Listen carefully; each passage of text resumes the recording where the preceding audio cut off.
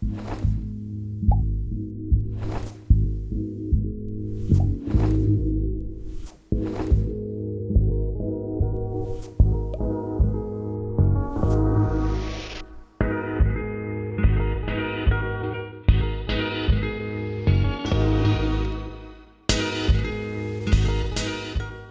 good morning, everyone. My name is Justin Terrell. I'm the Executive Director of the Minnesota Justice Research Center. I want to thank you all for joining us for this crucial conversation this morning.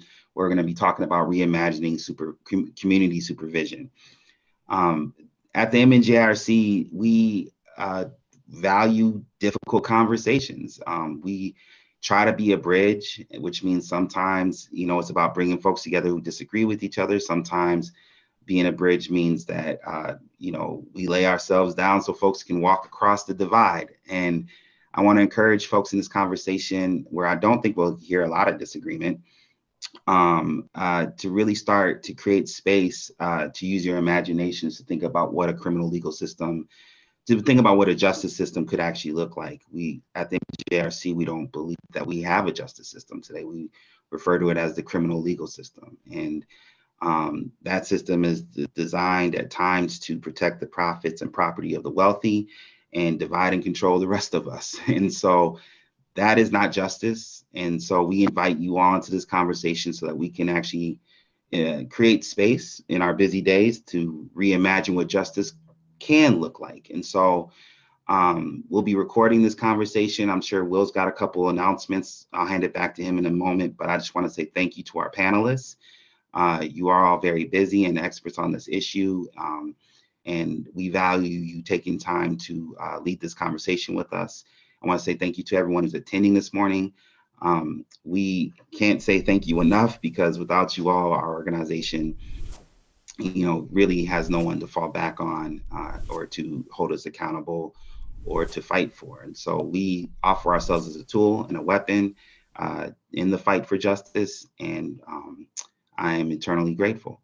So with that being said, I will hand it over to Will to lead this conversation, and everyone enjoy. Thank you.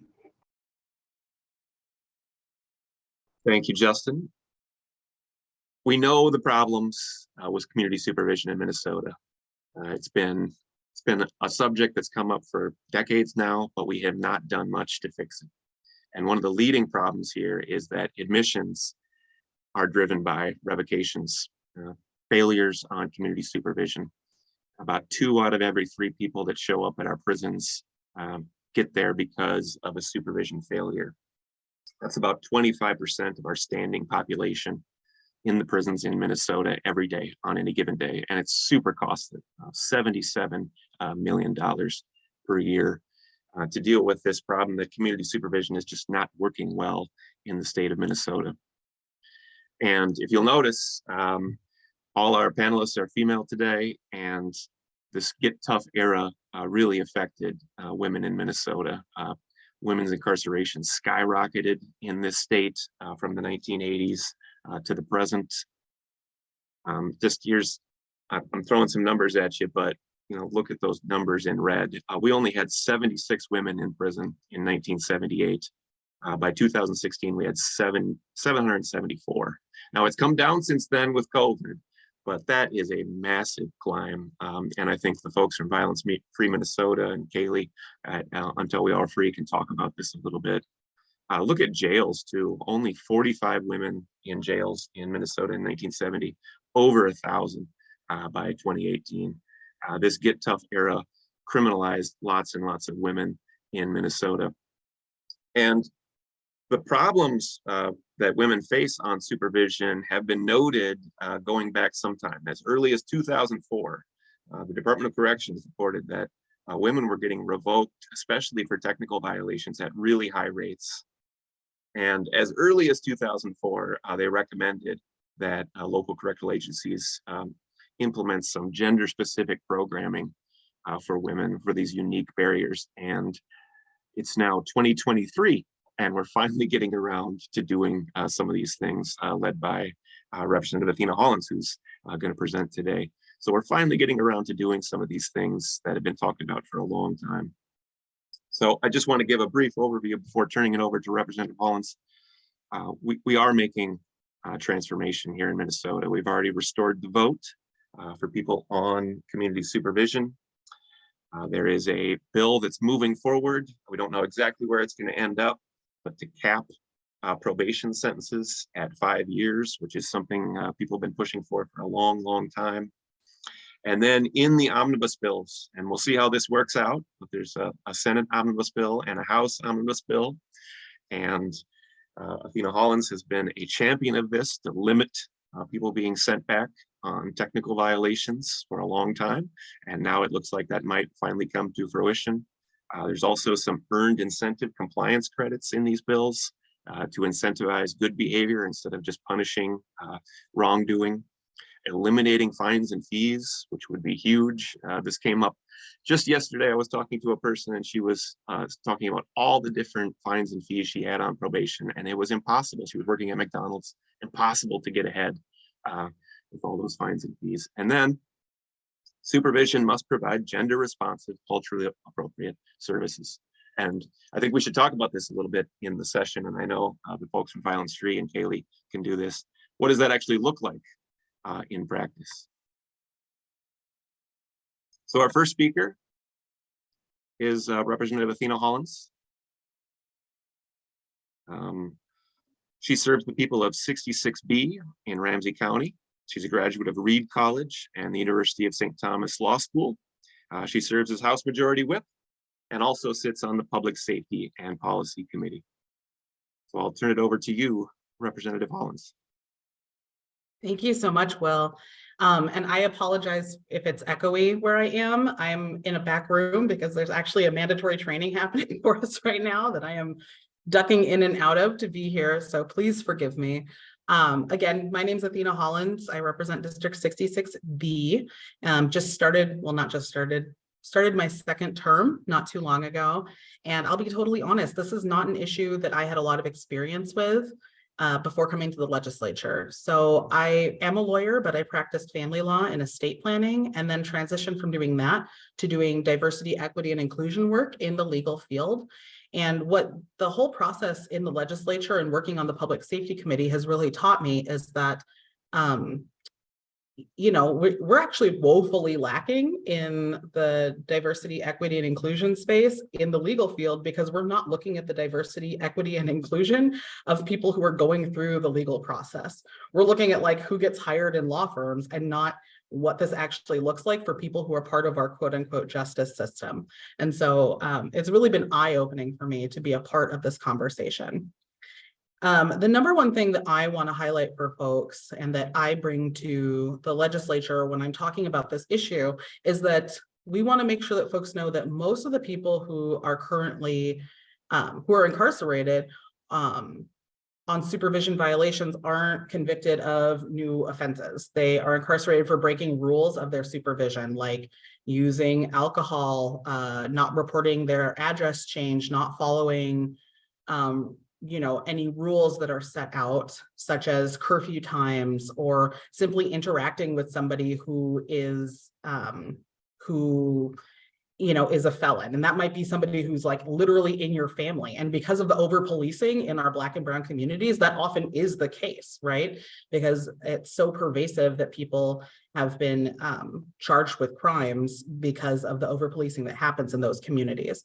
And so when we talk about this at the legislature, I think there's a tendency to look at it in a very like policy, fact-driven way, but people think that they're being fact-driven when in fact they're not looking at the entire, they're not looking at it holistically. They're looking at one particular part of this criminal justice system, which is why when we put you on probation, are you not able to follow what we say you have to do? And that assumes a whole host of privileges that most people who are in the criminal justice system don't actually have.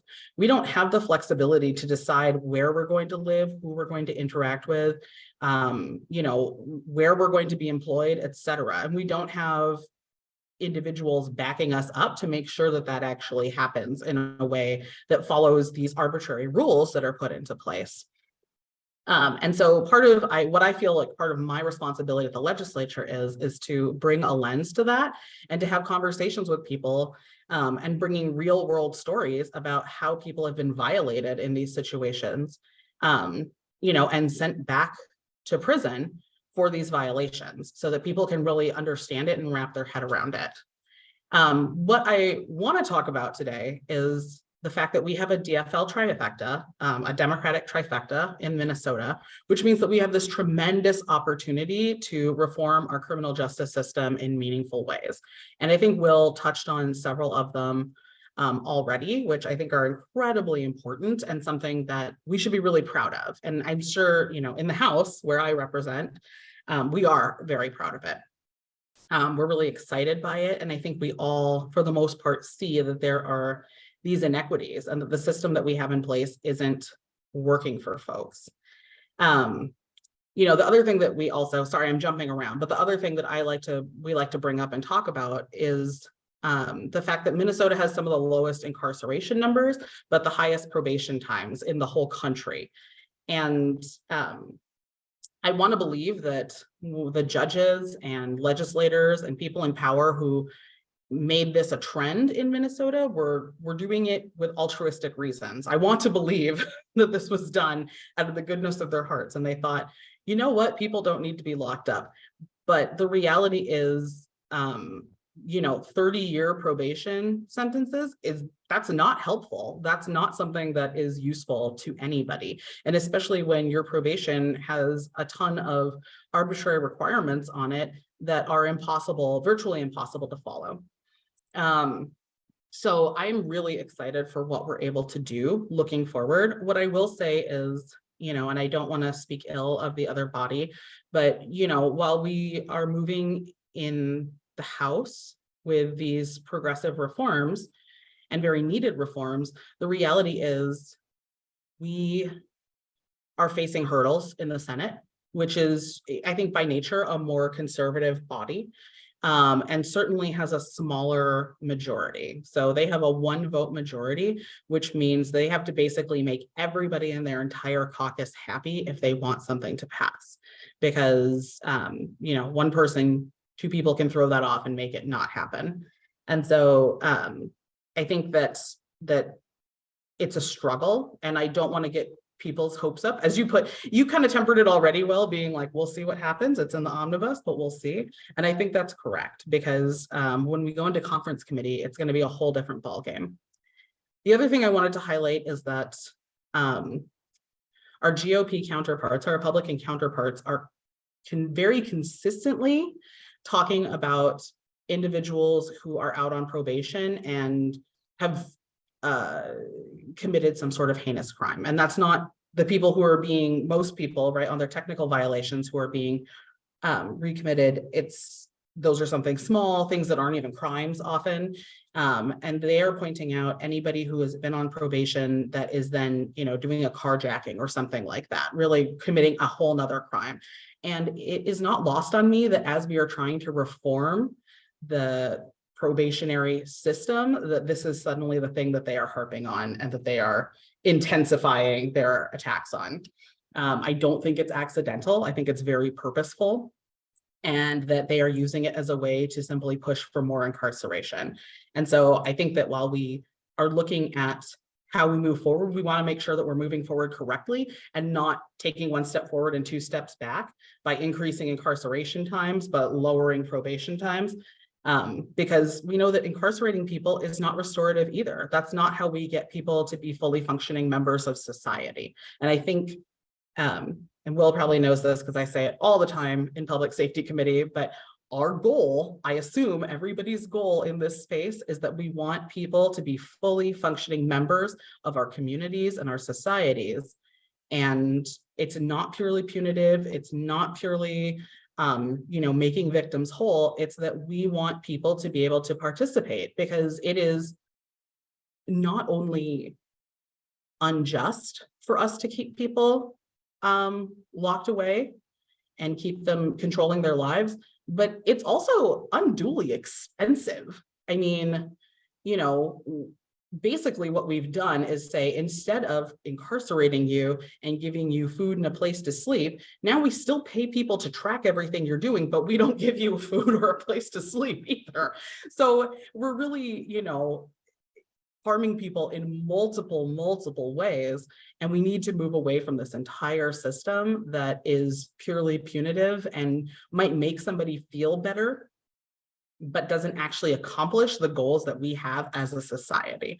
And so I think from my perspective, we have so many amazing people in the legislature who have such a great depth of knowledge on this issue and who are really fighting the policy wars. And in my mind, my role is to bring a human aspect to this and to say, you know, big picture, let's step back, let's look at this in a more creative way. And let's think about what our goals actually are. What do we want to actually accomplish, as opposed to just looking at one tiny piece of the puzzle and trying to fix that one tiny piece of the puzzle, because it's going to take all the puzzle pieces being completely rearranged for us to get to a place where we actually feel comfortable. And when I say we, I mean us, the people on this call, where we feel comfortable and where we feel like truly justice is being served and that the people are getting what they need to fully thrive. So I'll stop there, but I think that's a decent overview of my stance on this and where I'm coming at it from. Thanks so much, Representative Hollins. I really appreciate that. And I remember when we first talked about these issues, and the first thing you said is, you know, I just got elected and I'm getting some calls from people who are, you know, family members or people that are actually on probation. And they're like, I don't see a way to succeed, right? And then what I really appreciated about Representative Hollins is then she sat down with a whole bunch of people who are on probation or supervised release, and she actually listened to their stories. And that's when she's talking about, you know, bringing that human side to it. I think that's where that came from, right? Is that she was willing to listen to people that were on probation and supervised release. And that's rare, I think. I don't think a lot of our legislators, because they haven't had to, because of course those people couldn't vote. So it was not even worth reaching out to them. And so thank you very much. And I think this is a good segue too to the folks at Violence Free Minnesota, who are our next speakers, because, you know, the next thing we heard after saying, well, we actually need to talk to impacted people, is that, well, we need to talk to victims, and you're not doing a good enough job of reaching out to victims.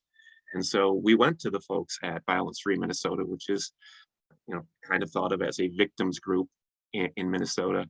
And so our next speakers are Shenika Chambers, who is the policy program manager at Violence Free Minnesota, and Nikki Engel, who is the policy and legal systems programs manager at Violence Free Minnesota. So Shenika is a policy program manager. In this role, she works closely with survivors, member programs, and community partners to develop and implement policies that support victim survivors across the state. Nikki is the legal systems program manager. In this role, she worked closely with domestic violence agencies and advocates across the state on civil and criminal responses to domestic violence. And she also works with state agencies and policymakers to ensure that domestic violence survivors' experience are represented in these policy-making decisions, like we're seeing right now at the Capitol. So I'll turn it over to you, whoever, Shenika or Nikki, whoever wants to start. Thank you so much, Will, and thank you, Representative Hollins. Like Will said, my name is Shenika Chambers. I'm a policy program manager here with Violence Free Minnesota. We are a statewide coalition advocating to end relationship abuse. Together, along with our coalitions, we consist of over 80 member programs who are all doing this work, either providing direct services or support to survivors of domestic and sexual violence, all throughout the state of Minnesota. And then I'm sorry, Nikki, I thought you might have had a comment, but I'll go ahead and just continue. In February of 2021, Violence Free Minnesota, we surveyed the executive directors of our member programs statewide and asked whether or not they supported eliminating revocation and technical violations, as well as the potential risks and benefits of doing so.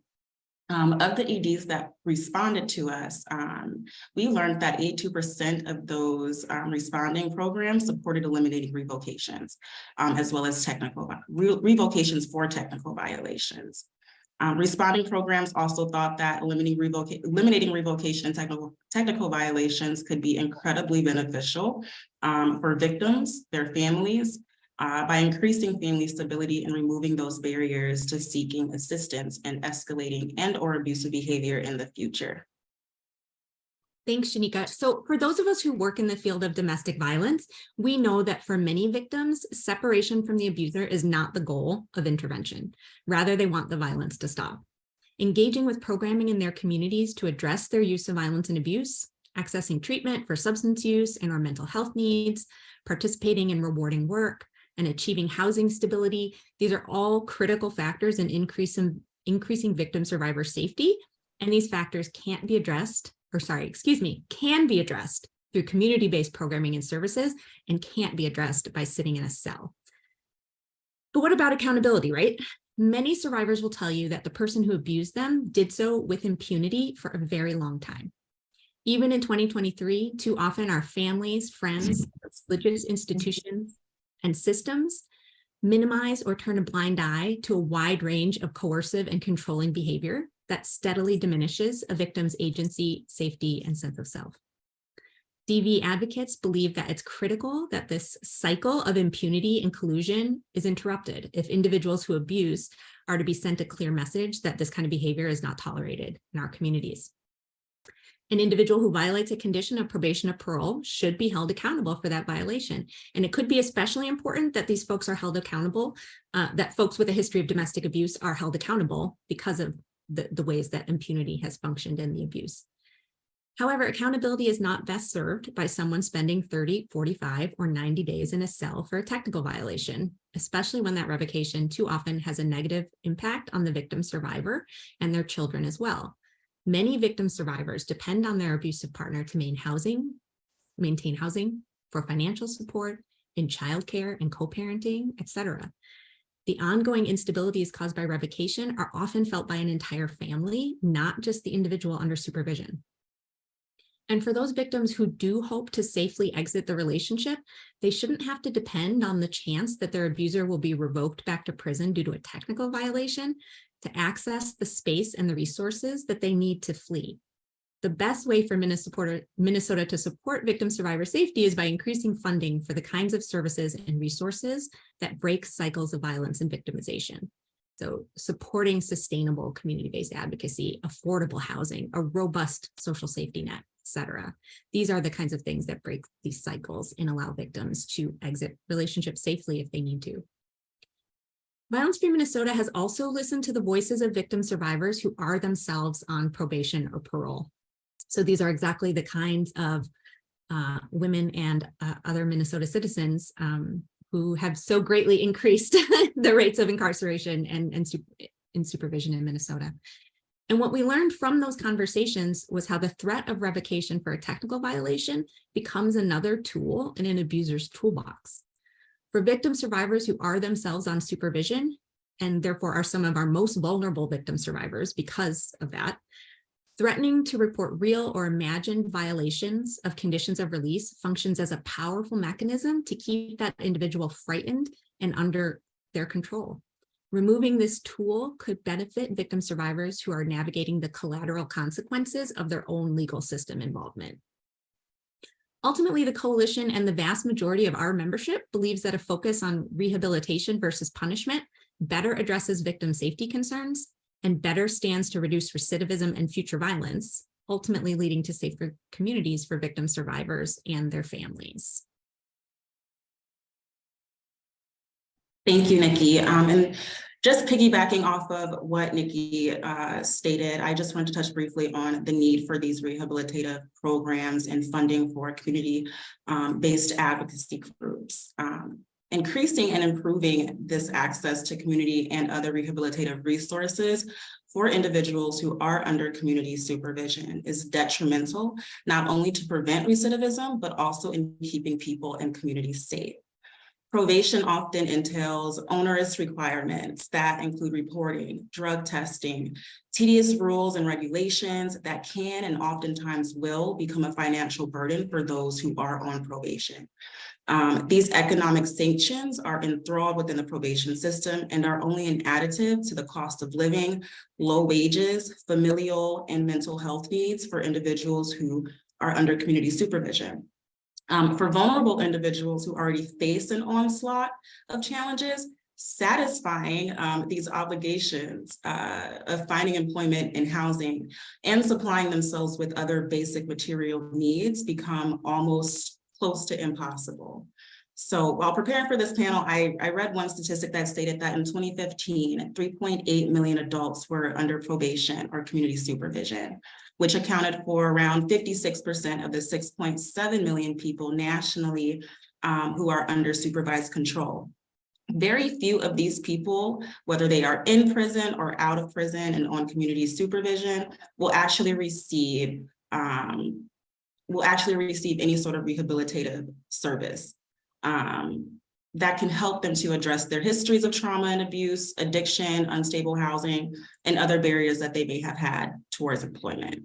And for young Black men, this outcome is even more stark in that findings show that they are less likely to be rooted to rehabilitative programs and more likely to be punished through confinement. And this only amplifies research that shows us that Black men and women are likely to be described and seen as fully culpable of their offenses.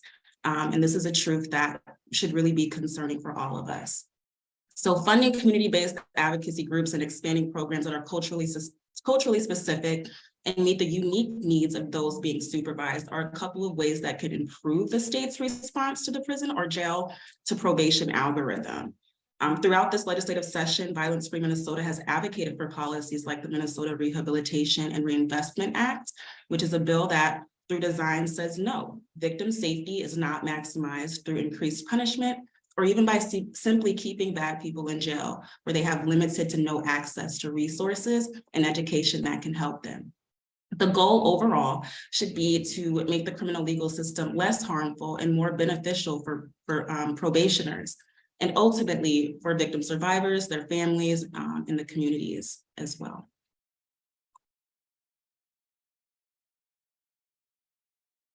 And with that, I think I'll kick it back to you, Will. Thank you. All right, thank you so much, Shenika and Nikki. And I think during the Q&A, we'll circle back and talk a little bit about, Representative Hollins talked about all those puzzle pieces, and maybe you guys can talk a little bit about what you've been pushing for in terms of making sure these services are available in all the counties in Minnesota, because I think that became a real issue, and I know Violence Free Minnesota has been arguing for this for a long time, and so maybe we can talk about that a little bit. But next, let's shift to an impacted person, Kahlee Griffey, and I throw that label on you, but it is so important that we actually reach out to people who have experienced probation and community supervision. And the Minnesota Justice Research Center has been doing this currently. We're doing interviews, we're doing community listening sessions, and I bring it back to Athena Hollins, and I credit her for actually listening to the voices of people who have experienced community supervision. So Kahlee, I'll just introduce her here. Kahlee is an advocate for those who experienced incarceration. After her own experience with juvenile incarceration, this traumatic experience motivated her to get her degree in criminal justice and start fighting for those still suffering from this harmful system. She currently serves as co-founder and co-executive director at Until We Are All Free, a local grassroots human rights organization which serves currently and formerly incarcerated leaders to find their route to liberation. Kahlee holds a BA from Metro State in criminal justice and psychology and serves as a member of the Department of Corrections Task Force for Justice-Involved Women and Girls. Kahlee. Thank you. There's so many things floating around my head right now. But I think when I look at the agenda, concrete steps we can take to improve community supervision, and basing off of what Nikki had just explained too, I was in a group the other day and this person was like in charge of all of probation for Colorado. And he said in this meeting that of their funding stream, 80% goes to their systems and 20% goes to community. And he wants to know how we can flip that. And I just say that because it was a tangible percentage of where the money's going. And I think all of us in this group knows that in order for us to have culturally specific services, community needs funds. And I think that there's been we've put so much into the systems to do this work, and they've time and time again showed us that they're not capable of doing it in the way that our community needs, that in a way that benefits victims, that benefits the people who are incarcerated. And so it's an issue that I find myself in quite often, where at one point, until we were all free, we spoke with some Hennepin County probation officers, and essentially what came out of it was that the probation officers, some of them were having a hard time getting a hold of their clients, and they'd reached out to, one of them had reached out to me and asked if I was able to get a hold of their client, and I called and he answered right away. And I was able to tell him, like, call your agent, you're not in trouble, like, he's literally just trying to check in with you. And he called him immediately, and that agent came back and he's like, that was amazing that you were able to get in touch with him so fast. And I tell that story to highlight the fact that the people that we're reporting to for supervision are also the people who are capable of taking away your life. And that's a really, really scary thing. There's a lot of anxiety just in the fact that this person who's supervising you has so much power over you. I think the power dynamic in our current state of supervision creates a lot of issues. I think we're never going to feel supported by those people when there's a power dynamic. And I think that even goes into gender responsive stuff, like especially the women coming out of Shakopee.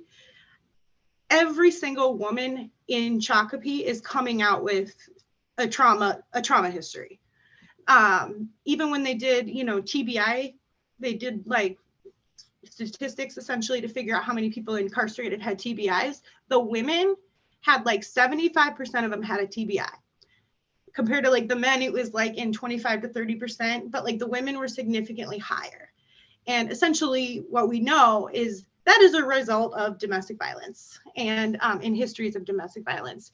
And so when we think about like the influx, have women gotten more violent? No, they haven't. What we've done is we've started to criminalize the coping mechanisms of women. And so I say that like, because we have a lot of women who are in there for drugs, a lot of them are related to something domestic violence related. And so we took these issues that women fall victim to a lot and criminalized them. And so now we have this giant Shakopee population, and the women are coming out. And I'll say that our current system of supervision, the agents, the way that the language that they use, the current policies, practices, the way in which they go about supervision feels very, very much like an abusive relationship. And I would say that that's where gender responsive comes in. It's so important to understand the pathways that women and girls enter the system compared to men in order to provide like quality supervision to them. If you don't understand how trauma impacts women's behavior, and you're not going to know how to work with them.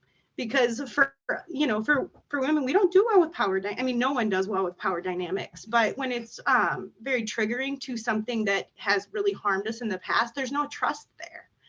And it's really hard to rely on that person to be your support.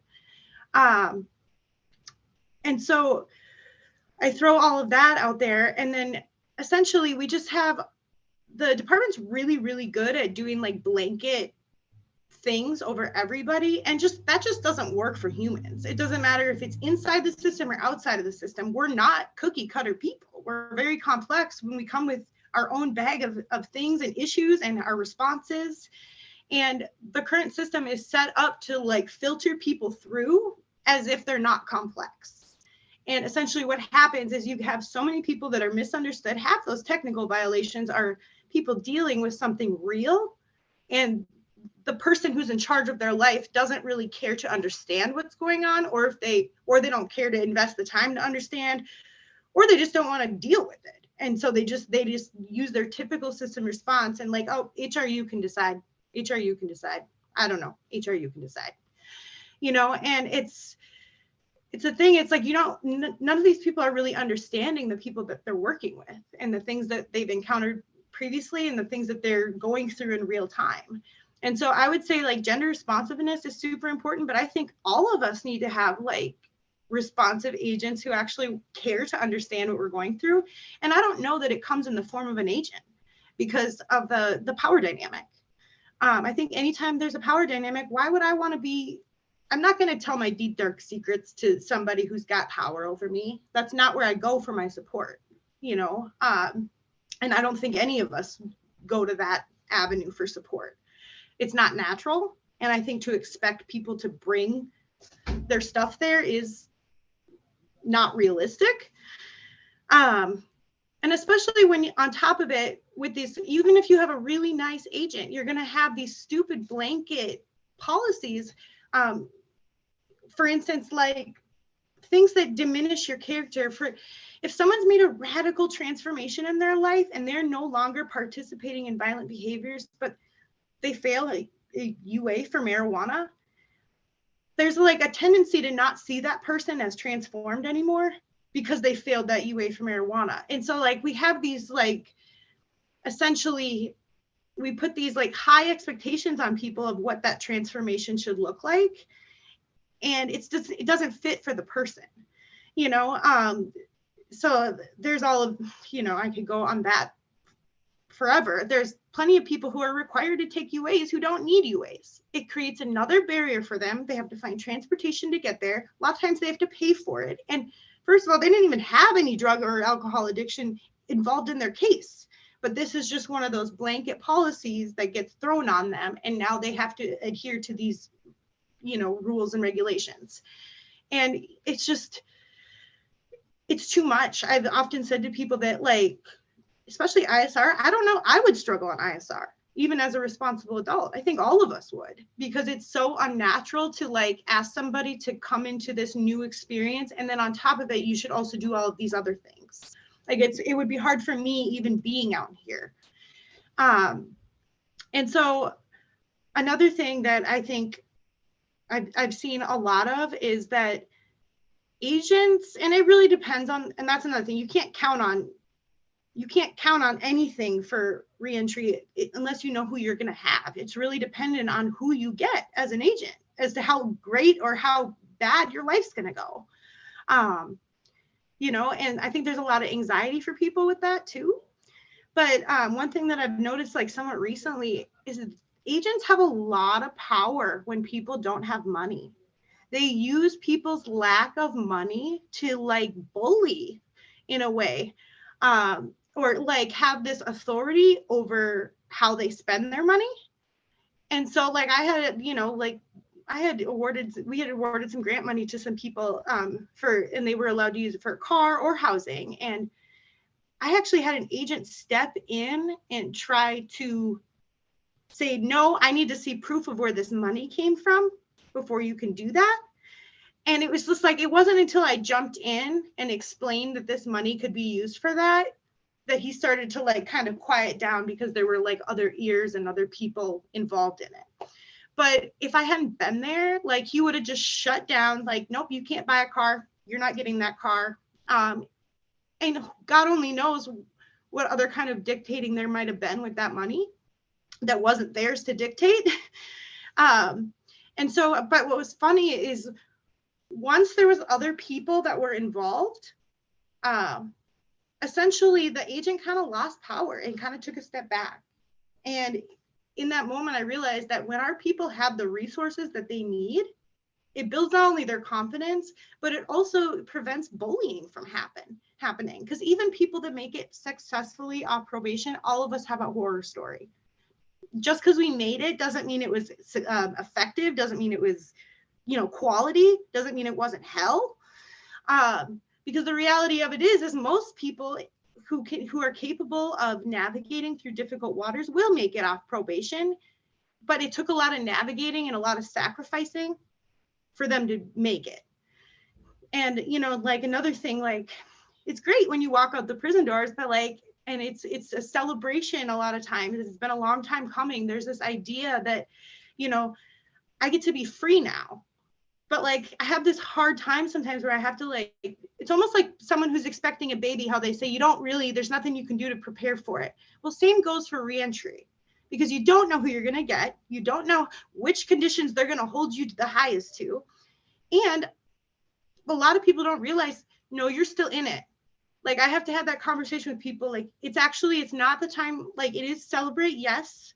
Get some of your life back, but don't treat yourself as if you can do anything, because you can't, and it will bite you. And I've seen it happen so many times, you know, where people just want to they just want a little chance to live a little bit because they haven't had that. And it's essentially, they end up regretting it later because it ends up, creating a technical violation or something super petty that instead of like understanding that this person just did 30 years, God forbid they wanted to live a little bit, it just, there's no understanding, and it's seen as this person is not transformed. They're always the same as they always have been.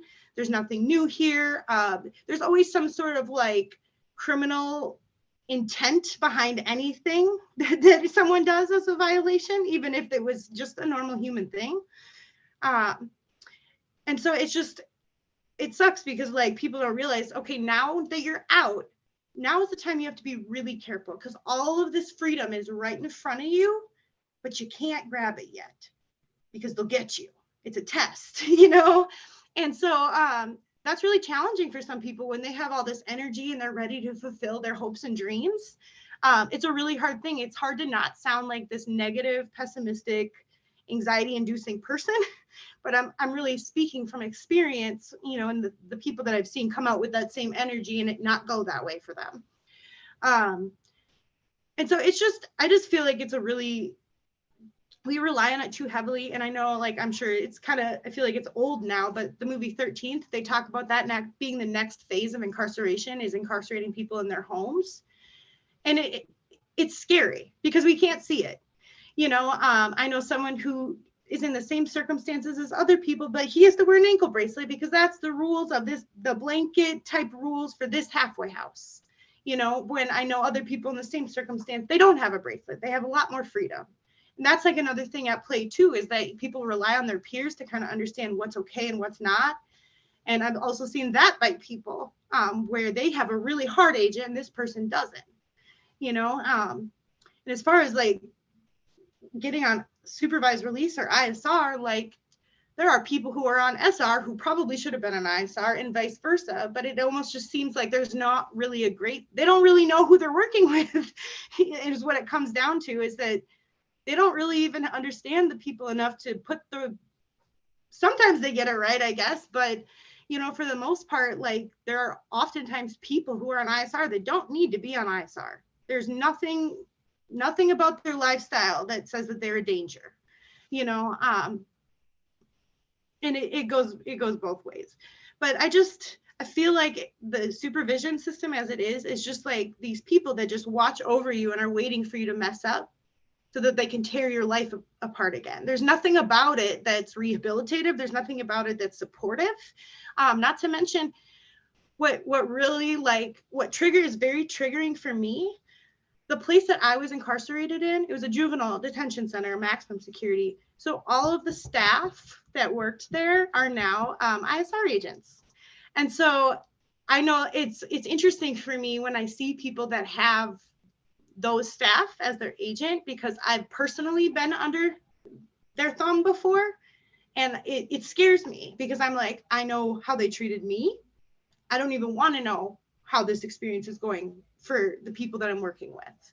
And so it's just, I think we also have a large portion of a lot of our agents, and I mean, it's same with DOC too. We just have a lot of people that are still trying to push a punitive system and are really, really against the idea of being a support person. And I don't know if maybe that goes into the language of calling it supervision. Maybe that pulled in all the people who wanted to have power over other people or something. But I think the language in itself is a problem. And it almost treats people like children in a way. And people don't really get a chance to experience themselves and experience human stuff without being held to petty standards.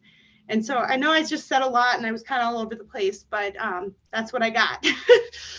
No, that was great, Kahlee. Thank you so much. It was fantastic. And I think that's a really good segue. I see Representative Hollins is back in the room to pop back to her, because we're going to need partners in this, including agents, including supervisors, including the hearings and release unit. And I know that Representative Hollins has had some really tough conversation with, for instance, union, who are big supporters of the Democratic Party. And she's had people from the probation officers union in her office, right? So Representative Hollins, could you talk a little bit about that and how you've handled these rather difficult conversations?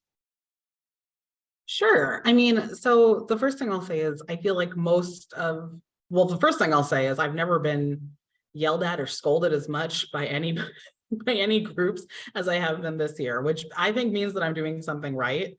Like when people are fired up about what you're doing, that's probably a good thing. So in particular, like I think in general,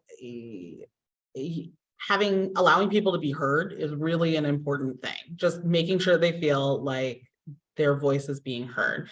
And so when I talked to the union representatives who were really against the probation reforms that we were looking at, and the community supervision reforms that they were looking at, they had they had some points that I thought were good.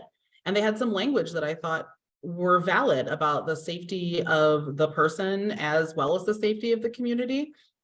And I said, that makes sense. I understand where you're coming from on that. And I think that's a good point. But one of the things that I kept bringing up was because this particular union representative was from Hennepin County, and they kept saying, well, we just send them to the workhouse. And I'm like, well, not all counties have workhouses. And I was like, part of what we're trying to do with this is to bring uniformity to a system that is just so broken. And when we look at all the different ways that things are impacting individuals and like how it can change depending on what county you end up serving in, that's great that maybe you have a system that you think is working really well in Hennepin County. And I believe that you probably have more resources and more officers and, I don't know because I haven't been in the system, but like certainly you have more resources than most other counties do, right? And I was like, but that's not true for everywhere. Like that's just not the universal truth for everybody that I've heard from. And she acknowledged that. She said, yeah, okay. I could see that being true. And I was like, so we're just trying to work from a place of where can we do the most good and bring uniformity to the entire system, as opposed to, piecemealing together, as you were just saying, right? Like who has, whose officer is more lenient versus more stringent, and like how do we make sure that everybody's on the same page doing the same thing? Because that's the other thing that we heard a lot of, especially around technical violations, is like, well, this isn't happening anyhow. We're not revoking people's probation for technical violations. And I was like, well, that's great. Do you have data to show this? And they were like, well, no, because sometimes we just like don't even record the technical violation because it's not a big deal. And I'm like, well, that's not actually helpful then, right? Then we're just basing it on anecdotes from your officers, which is not helpful in creating a system that is rehabilitative and working for people.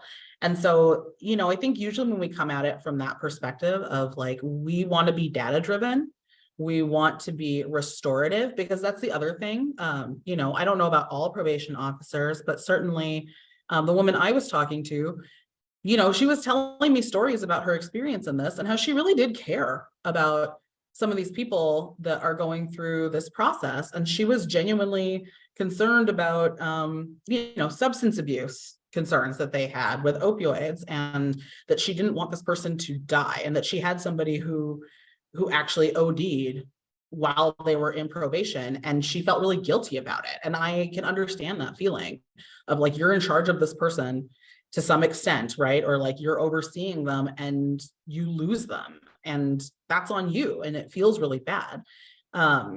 But I also said, I understand where you're coming from with this, but that doesn't mean like we tighten the graphs so that nobody can ever do anything ever again, just to make sure that you feel better about your situation. Like there has to be a balance there.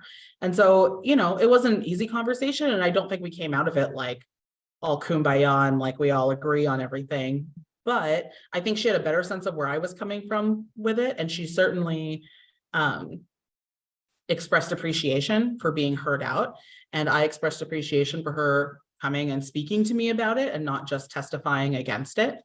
I think what she ultimately did do is testify against it, but that's fine. But I think the more that we can have these conversations and also share these experiences across the board with each other, it makes, I believe that it makes for better legislation in general and a better understanding of a system that we're trying to fix.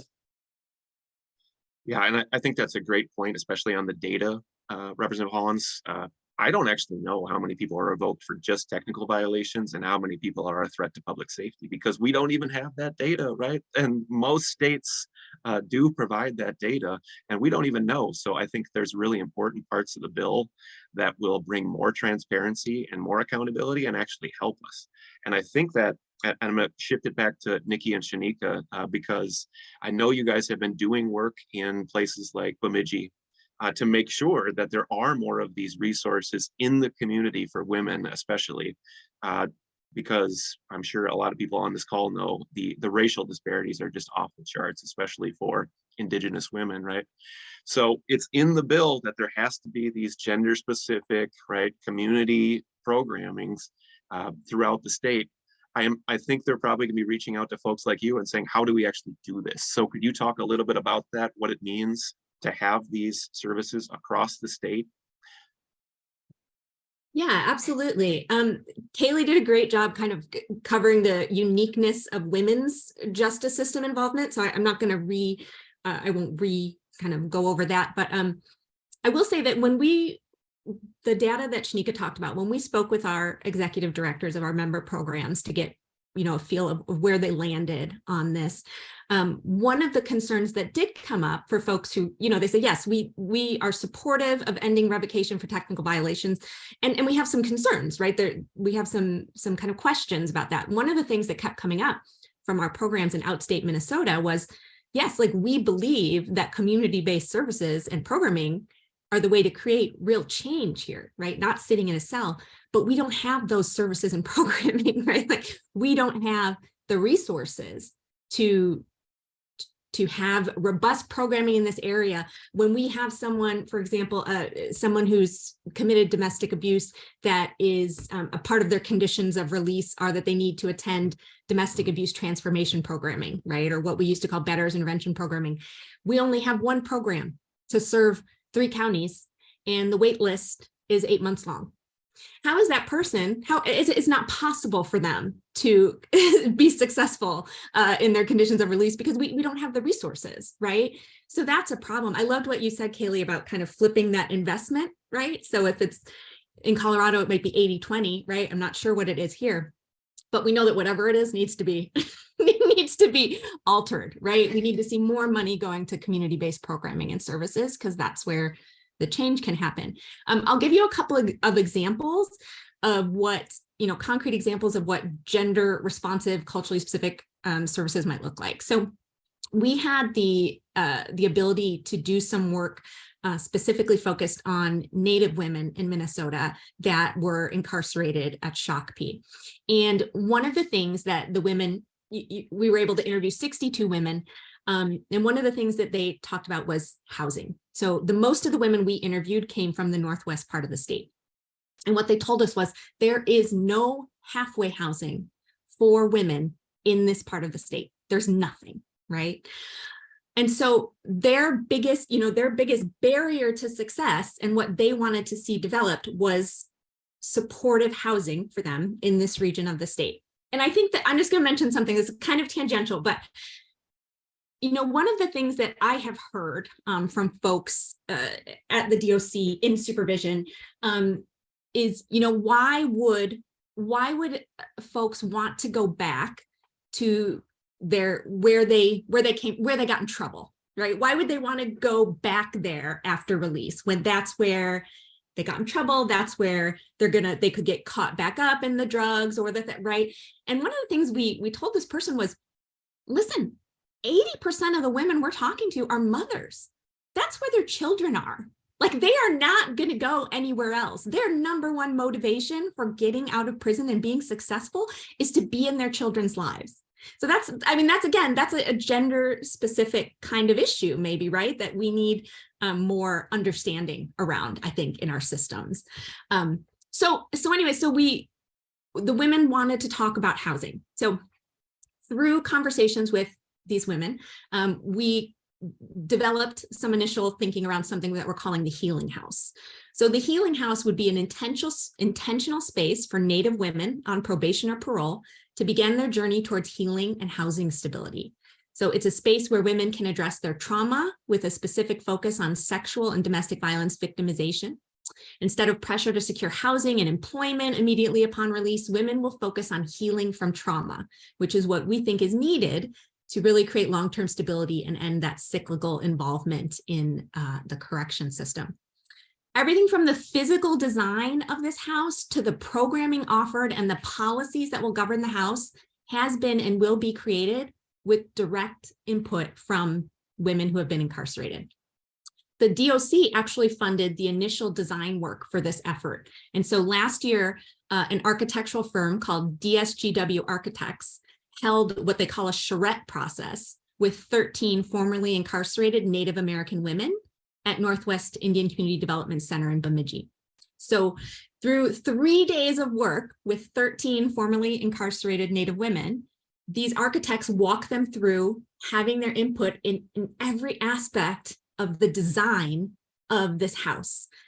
And what we saw, together, this group of women, they created a culturally informed, restorative, and supportive housing model for themselves and their peers. The traditional beliefs, values, and practices of these women were reflected throughout every aspect of the design in the house. From the gardens that they designed to hold their traditional medicines, to a front entrance that faces the east, to the existence of a sweat lodge on the property, to the existence of a dedicated space for an elder who would work with the women in the house. Right, every element of it, they incorporated both things that were important to them from their lens as Native women. Both pieces of it, right? Both as women and mothers, right? Like how their children would be integrated into the space and their Native American traditional practices. So the healing house, right, might represent a very high bar for what gender responsive, culturally specific spaces and services should look like. But I hope it inspires us to think really big as we dream about what we mean when we say gender responsive and culturally specific, what that can look like, right? And it's everything from programming and policies to the very design of the spaces can be built in ways that have an incredible impact on the people that have to use them.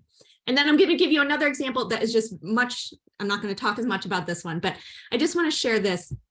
The second example I want to share is that of Red Lake Men's Reeducation Programming. So this was a program, a domestic abuse transformation program.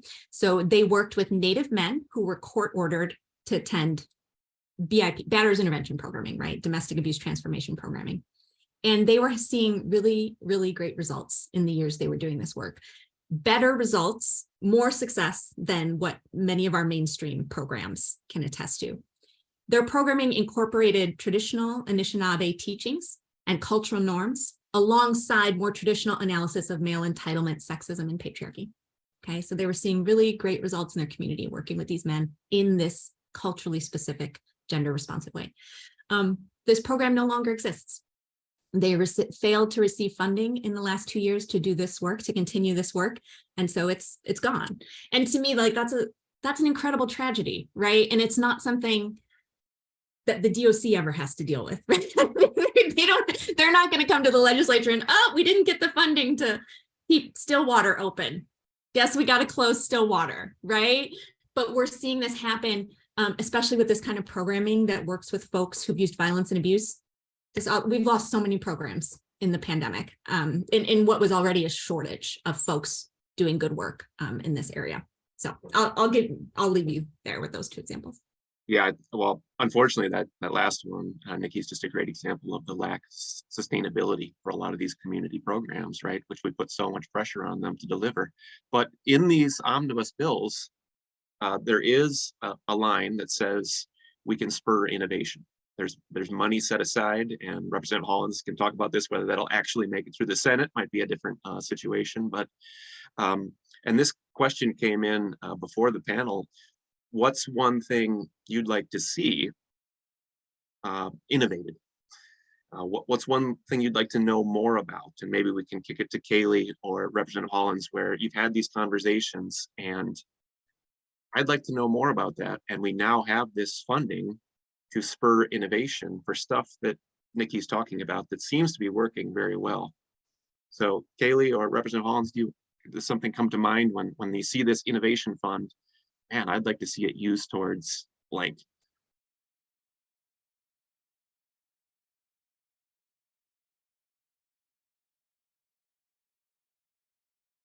Kahlee, you want to start? Oh, no, Representative Hollins went off first. Okay. I haven't thought a lot about this, but when I think, I guess I guess I would like to see, definitely, I would love to see a transformation in like the overall model.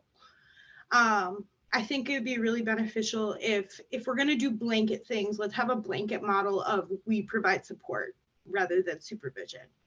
I don't think that model is very clear. I think that's why you get such a mix of people who think that their job is to be punitive, and then some people who come into it thinking that their job is to support. I don't think it's been very, very clear. And I think that there's been a lot of conflict in identifying what probation should be across the board. And so I think people just end up individually deciding how they want to be, but it would be really, really nice to see like a push towards it being really, really standard, that like being restorative and gender responsive and all of that stuff. Like, I don't know if it's a training or like an overall, like just flopping of the old model and coming with this new model, that this is what our job is to do. This is what you do as an agent, and whether they like it or not, some people will obviously like it and some people will despise it. But I think that's one way, I guess, to kind of weed out punitive things, is if we just start creating standards that are really, really focused on restoring people and coming from a humanity spot. Because coming from that spot also does more for the victims too, to know that the person that hurt them is getting the help they need so that they don't hurt anybody else. Otherwise, it's just a Band-Aid. It's just fake public safety. We're not really helping anybody, and there's really no accountability. And so I would love to see, just a change in the overall like goal, and have like a universal goal of support and restoration versus anything else. I think that would be, it would do us a lot of good to go in that direction. And that would include the change of the language too. Yeah, it's interesting, Kahlee, you bring that up, because we've been talking Minnesota Justice Research Center as part of our campaign here, a part of our project. And we've been talking to administrators in the DOC, and they're saying almost exactly what you're saying, right? That we train people to do these things, but we don't implement it. And so it's just kind of train and pray that it's support instead of punitive. But we need to use more implementation science, I believe they called it, right? To make sure that it's actually getting through to folks, that your job is to, success is your job here, right? Get them off successfully instead of sending them back. And so I think that's really important, what we're doing here, that there's so much overlap, and it doesn't have to be adversarial, right? People on supervision versus the people that are supervising them. We can actually, and I think Athena mentioned this, that she can see some common ground even with the folks that don't agree with her on everything, right? So Representative Hollins, do you have thoughts on what you'd like to see innovated? I mean, so this is a really hard question, and I am a research psychology nerd. And so the first thing that I thought of, because I tried to do a lot of research on this before we had these bills come up in committee, which is, positive reinforcement versus negative reinforcement, and which one really works better. And I think there's a lot of conflicting studies that are not super clear on which ones tend to have better outcomes or longer lasting outcome. And so I really do see this as an opportunity also to look into that and to create some like data, some scientific data that could hopefully be used in other places. Because I think that, Minnesota in general has done a lot of good work, not in this area in particular, but being leaders and being progressive champions on things. And I think this is another way that we could contribute to that and really influence what is being done across the entire country and potentially the entire world.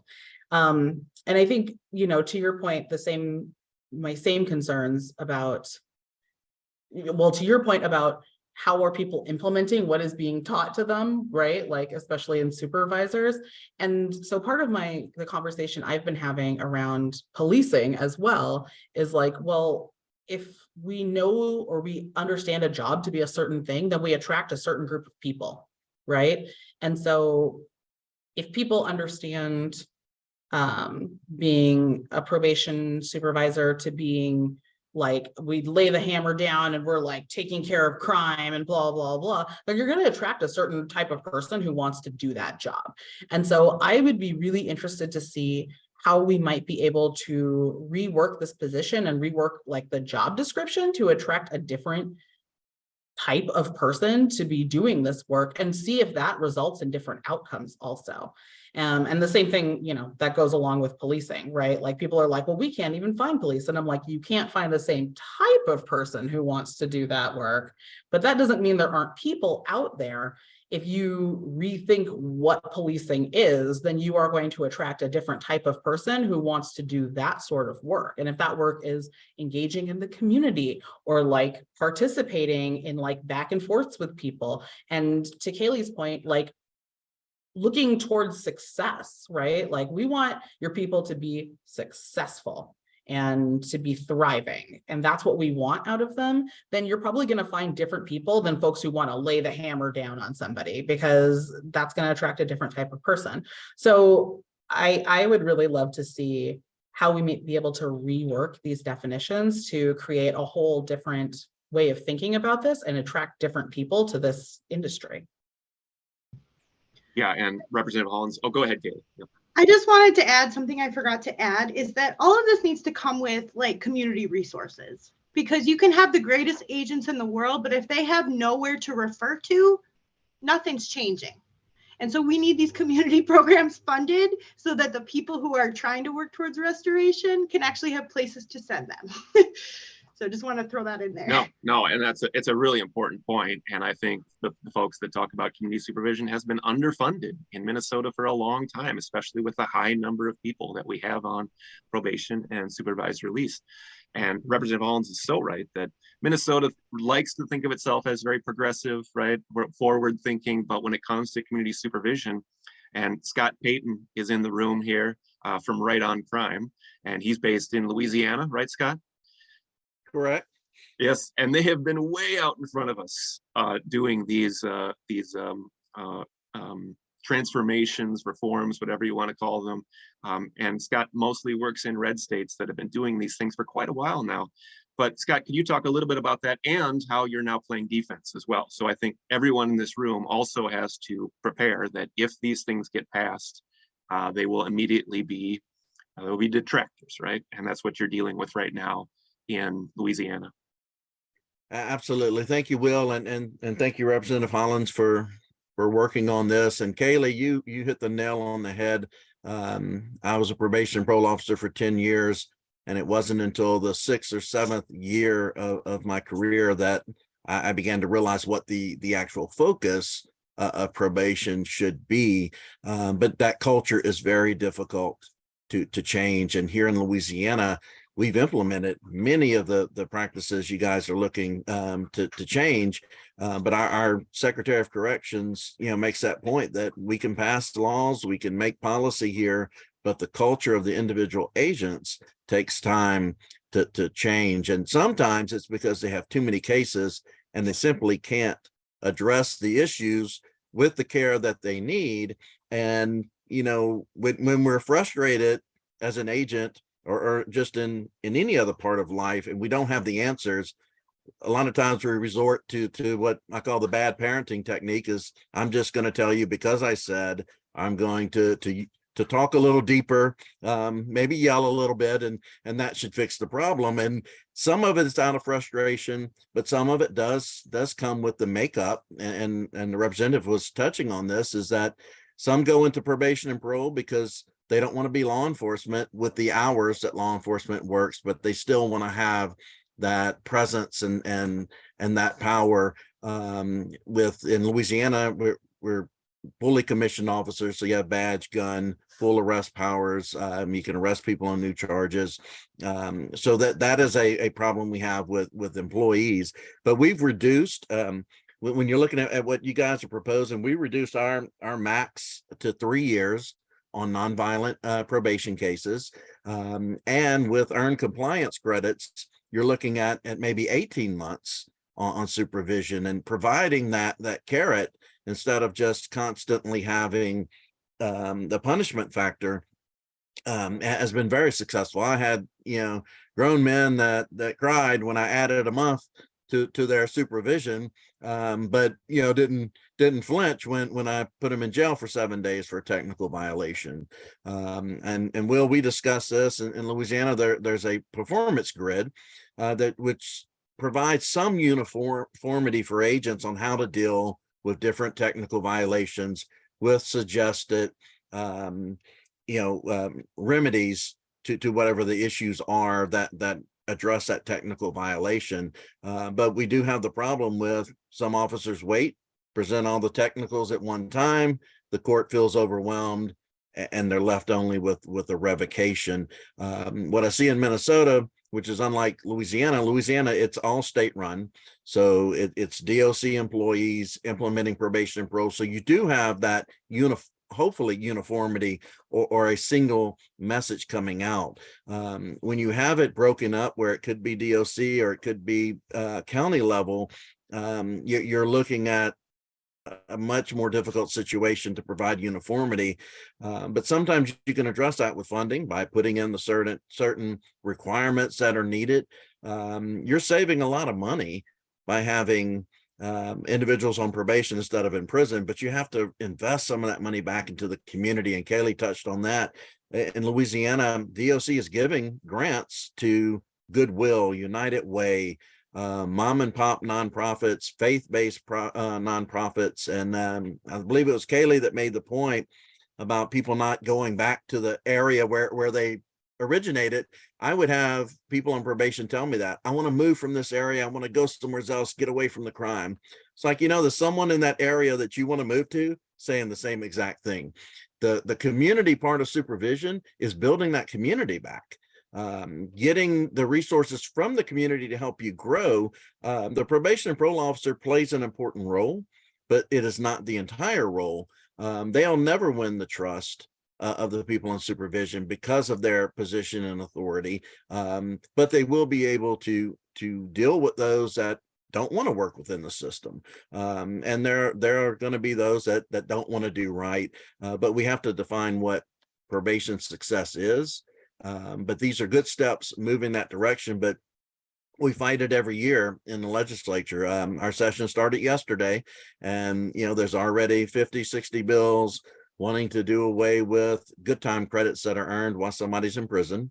We have just the opposite here. We have 27,000 in prison and 44,000 on supervision. So we don't have quite as many, obviously, on supervision as you guys do, but the caseloads have to be just tremendous for the agents, and basically they're just completing check boxes and moving forward. And Representative Hollins brought these points out, and as a conservative, we should be driven by data, not emotion, not on one or two incidents. While as horrible as they may be, we cannot make policy based on 1, 2, or 3 events. But this is an area where we have the least amount of data, but it's the most important area to have that data, to know what's working, what's not working. And even in Louisiana, we could have more data. You need to know what areas have the most revocations. What are those revocations for? Are they because of a lack of services in the rural areas or access to transportation or jobs? Reentry is important, and it has to be done. And especially in Minnesota's case, with so many people in community supervision, you have to have the resources, or you're just babysitting them until they go to prison. And that will be the evidence in and of itself for those opponents to say that, yeah, this isn't working, but it's not being done effectively. And you really have to shorten those supervision times, but be able to put money back into the community and give those nonprofits that know how to do reentry, like Goodwill or any other nonprofit based in the community. They can do it a lot better and a lot more efficient than a state, than probation and pro for certain. Thanks, Scott. I really appreciate that. And I appreciate you working here in Minnesota. Scott's taken an active role, especially trying to talk to some folks on the Republican side of the aisle, because this really isn't it is a bipartisan issue. It's not a partisan issue. I mean, if you look around the country, again, red states have often been way out in front of states like Minnesota in making these reforms, because a lot of them are just common sense, and frankly, spending less money on incarcerating folks. Tim, do you want to quickly talk about, you've got an event coming up that he put in the chat? Because I think if these bills pass, and I think there's going to be a lot of stuff passed, but like Scott's talking about, then the work really begins, because it's about implementation, right? What does gender specific programming look like? It's about protecting these gains. It's about accountability and making sure that counties are actually following through. I mean, Scott has talked about this, making sure that when counties get this money, they're actually using this money in ways that support people in the community and not just continuing the same practices. So Tim, do you want to just talk briefly about the event you have coming up and the push forward on implementation and advocacy? Yeah, thank you. Thanks, Will. Thanks to MNJRC for allowing me to take 2 seconds to do this. So we're really pleased to work with the filmmaker for Voices of Reentry. It's a documentary that was filmed on the East Coast. It's brief. It's about 40 minutes. I viewed it. I was in tears, quite honestly, at the end of it. Really looks at the problem of how we got to where we are with mass incarceration on both sides of the aisle, which I was encouraged to see, and also looks at the reentry processes through the lens of who are reintegrating, and then provides some suggestions and looks at organizations that help to support healthy, supportive reentry. And it's June 1st. It's in Bloomington. It is a free event. We are accepting donations for people that want to do that to help directly support people that are reintegrating. And we'd love to see you there. Love to have you share the information there. There will be a panel of impacted individuals, both who have reintegrated. We also have a woman who is helping her fiance to reintegrate now, and will speak a lot about her experiences in trying to be a support person, because there is no support in the prison system and from potential parole agents and probation officers. And then we'll also have some reentry orgs there to talk about the work that they do, and hopefully start a good conversation. So thank you. Yeah, thanks, Tim, and thanks for being an advocate. If you haven't looked at Tim's article in the Star Tribune about fees and how it makes it near impossible to successfully reintegrate with the amount of fees. So that's going to be a big step forward if we can keep that provision in these bills, because there's already pushback from the counties. Of course, they want to keep relying on these fines and fees. So that's going to be really important that we keep that in there, and making sure that it sunsets rather quickly, right? Because there's already a push, like, let's make this sunset in, let's say, 10 years from now, right? That just doesn't work for folks. It's a big barrier. So thank you so much for everyone. I'm going to turn it back to the Executive Director of the Minnesota Justice Research Center, Justin Terrell. Thanks, Will. And thank you, everyone. I don't have much to say. I mean, this was an amazing conversation, and I want to thank our panelists and everyone who participated. The chat was amazing. I appreciate it's actually kind of challenging, right? When you start talking about these issues and all the problems with these issues, to actually give yourself the space, once again, to imagine something different. And so in listening to everyone on the call today, I really do think folks created space to think about how to fix these problems and to actually consider the everyday realities of how the system is carried out. I think that I'm just deeply appreciative for folks to put that time and energy into this. I'm a little hyped up because there's some things said on this call that I didn't anticipate. And so I just really appreciate the folks stepping in to the space to offer their ideas. And I think that we can walk away with something to work with that we all can be proud of. And so in that respect, I'm just going to ignore my notes here and just say thank you for your time. Thank you for your investment in this conversation. We invite you to continue to do so. Nikki, Kahlee, Representative Hollins, And I think I'm forgetting someone. Who is our other panelist? Are they still here? Shenika. Did we lose? Shenika. Shenika, thank you so much, Shenika. It's good to see you again. And I just want to thank you, Will, for leading these conversations and continuing to create the space for community. So a couple just quick announcements from the MNJRC. We've moved into our new space at the Bethany Community Center, and so once we get the furniture in and we finish decorating, we'll be hosting the community for open house, and look for us in the neighborhood more often. And also, if you haven't checked out our report on the consent decree and the outreach that we've done, please visit our website. If someone wants to drop that report in the chat, that'd be great. And just stay tuned for the work that we're doing on this particular issue around community supervision and making sure the legislature and policymakers have the research and hear from community, are informed by community experiences on how to transform this particular part of the system. Thank you, and enjoy the rest of your Tuesday. Blessings.